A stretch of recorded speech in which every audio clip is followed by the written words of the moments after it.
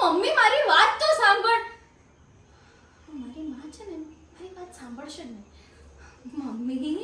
Mummy હું તો તારા કામથી જ ગઈ હતી ને, જેથી તારું કામ જલ્દીથી થાય. 3 મિનિટ, બસ 3 મિનિટમાં મમ્મીમાં ફર કરીને દુકાને પહોંચી ગઈ હતી.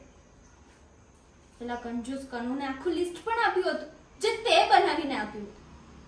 પણ વાતોમાં એ કંજૂસ કન્યાએ બલ્બ ના મૂક્યો. મારી શું ભૂલ મમ્મી? મમ્મી હું સાચું કહું છું, હું રેસ લગાવવા નથી ગઈ.